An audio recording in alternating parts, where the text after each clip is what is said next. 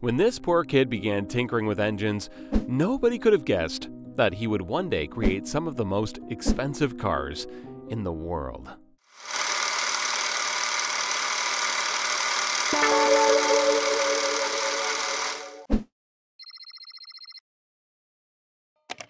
This is Frederick Henry Royce, born in 1863 in Alwilton in England. Henry was the youngest of 5 children. His parents, James and Mary, ran a flour mill. James had followed in his father's footsteps, but he lacked business skills. Profits were meager, and for many years the Royce family lived in poverty.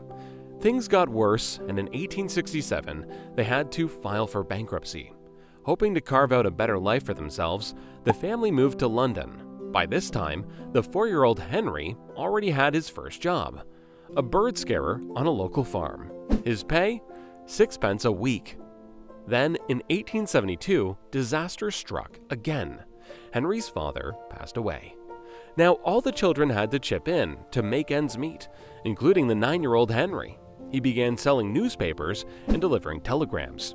Henry's early years of poverty had a profound effect on him, and by the time he turned 15 years, he had completed only 1 year of school. As a young teenager, he began an apprenticeship with the Great Northern Railway Works. His aunt had offered him some financial support, and despite not having a formal education, Henry grasped every opportunity to educate himself, studying algebra, French, and electrical engineering in his free time. But after 3 years, he was forced to quit due to a lack of money.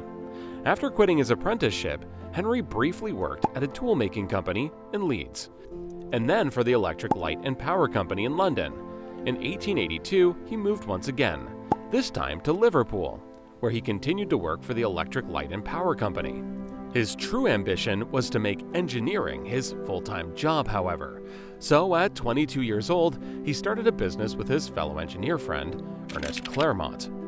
They named it F.H. Royce & Company, and for the next few years, they worked around the clock to make electrical components such as doorbells and dynamos. The company kept expanding, and by 1894, they were already making electric cranes too. But Henry's interest started taking him somewhere else: motor cars. While Henry Royce plays a vital role in the Rolls-Royce story, the brand's name suggests there's also another person that we shouldn't forget, and that person is Charles Stuart Rolls. Born in 1877 in London's affluent Berkeley Square, Charles Rolls was the youngest child of Lord and Lady Langattock. Having developed a passion for engineering from very early on, he went on to study mechanical engineering at Trinity College in Cambridge. Charles knew how to stand out, having gained a reputation for tinkering with engines. He earned himself the nickname Dirty Rolls. And during his studies, he was the first undergraduate to own a motor car after having traveled to Paris to buy a Peugeot Phaeton at the age of 18. At the time, this was extremely unusual, as most people hadn't even heard of cars yet.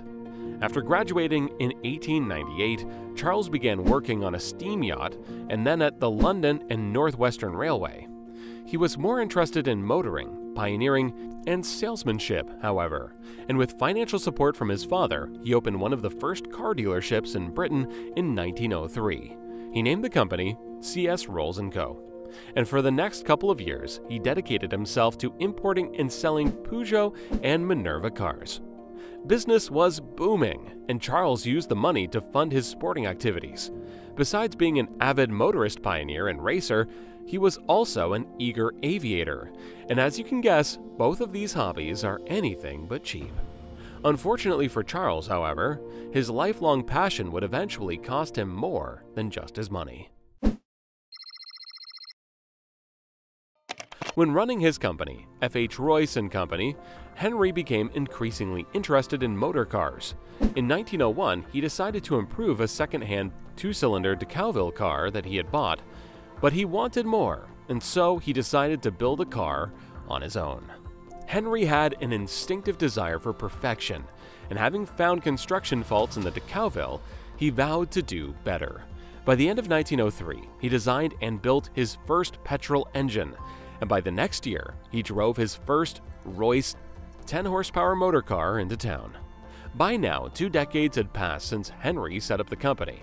His first car was a success, and so he set out to create another one, and another. Of the 3 cars that he had built, he gave one of his business partners, Ernest Claremont, and the other he sold to one of their shareholders, Henry Edmunds. And it was this Henry Edmunds who would eventually arrange the meeting between Rolls and Royce. Henry Edmunds was a shareholder in Royce's company and a friend of Rolls. After having bought one of Royce's cars, he began boasting to Rolls about it. At the time, Rolls was frustrated with only being able to sell foreign imports in his company, so Edmunds arranged a meeting.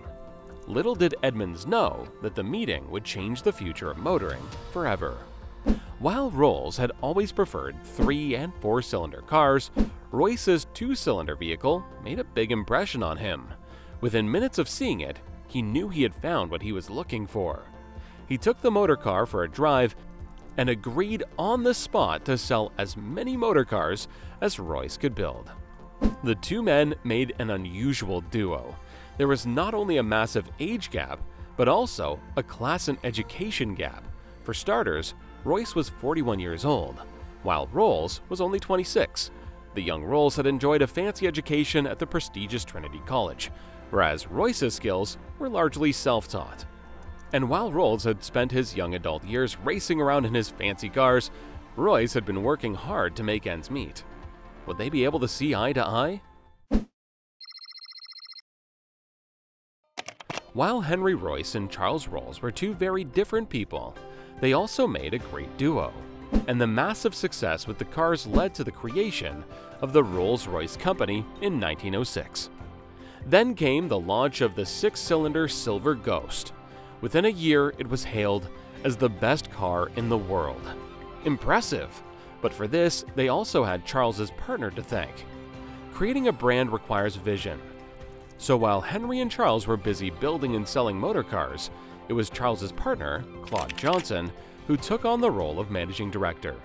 He knew it was vital to expand the company's reputation, and the publicity genius that he was, he orchestrated a series of stunts to promote the quietness and reliability of Rolls-Royce motor cars. One of his early adverts for the 40 to 50 horsepower motor car promoted it as the 6-cylinder Rolls-Royce, not one of the best, but the best car in the world. With that ad, Claude introduced the phase that would forever be associated with Rolls-Royce. It was incredibly effective. It demonstrated Rolls-Royce's superior performance, and it created a global demand for their world-class engineering. And Claude was so integral to the company's success that he became known as the hyphen in Rolls-Royce.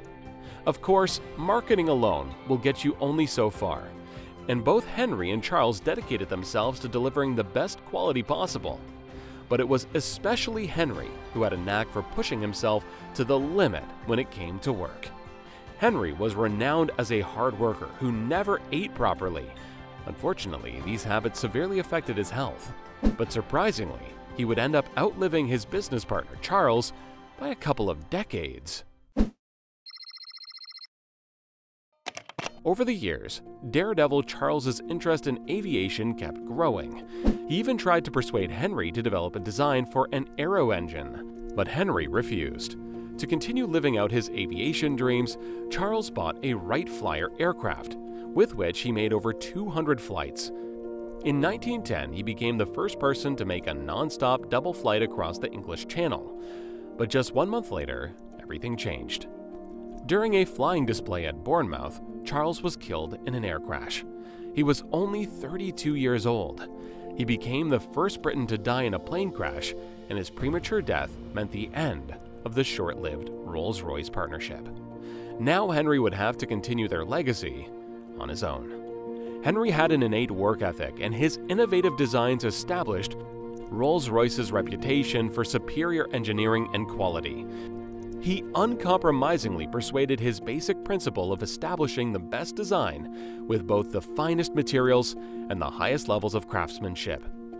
To put it in his own words, strive for perfection in everything you do. Take the best that exists and make it better. When it does not exist, design it. During the First World War, the company expanded into manufacturing something Charles had once requested: aero engines, and during the next couple of decades, the company did extremely well.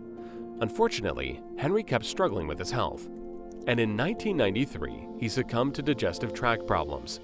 His death had been brought on by his early years of poor nutrition and a lifetime of overwork.